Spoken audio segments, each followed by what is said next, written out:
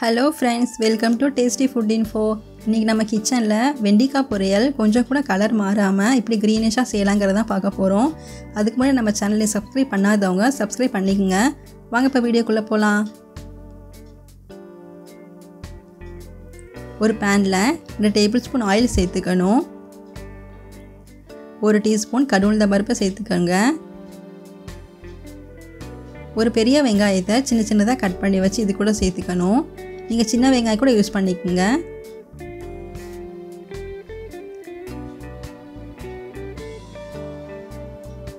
இது கூட கொஞ்சம் கருவேப்பிலை சேர்த்து வதக்கி விட்டுக்கணும். இப்போ நம்ம பாத்தீங்கன்னா அடுப்பு வந்து சிம்லயே தான் இருக்கணும். அப்பதான் நமக்கு வெண்டிக்காய் வந்து கலர் மாறாம நமக்கு கிடைக்கும்.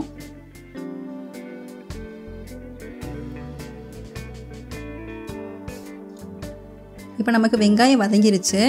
நான் இப்போ 1/4 கிலோ வெண்டிக்காவை சின்ன சின்னதா கட் பண்ணி வச்சிருக்கேன். அதை இப்போ இது கூட சேர்த்துக்கணும்.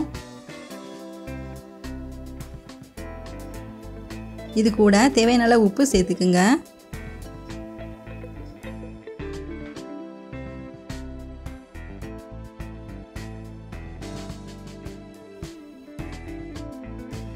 ஒரு 1/4 டீஸ்பூன் மஞ்சள் தூள் சேர்த்துக்கணும்.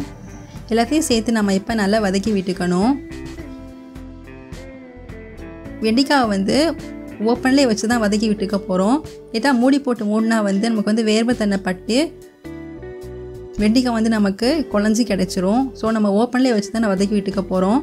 ஒரு 10 நிமிஷம் ஆயிடுச்சு. நான் அப்பப்போ வந்து கிளறி விட்டுக்கிட்டேன். இப்போ பார்த்தீங்கன்னா நமக்கு வெண்டிக்காய் வந்து கலர் கொஞ்சம் கூட மாறவே இல்லை சிம்மில் வச்சதுனால.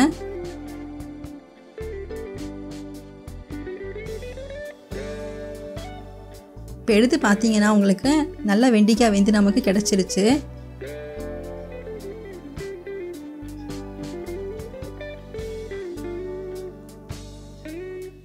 இப்போ நம்ம 1 டீஸ்பூன் மிளகாய் தூள் சேர்த்துக்கலாம்.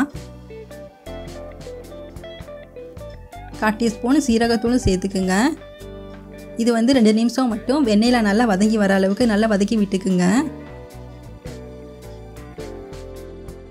இப்போ நமக்கு வெண்டிக்காய் பொரியல் கிரீனிஷா சூப்பரா ரெடி ஆயிருச்சு.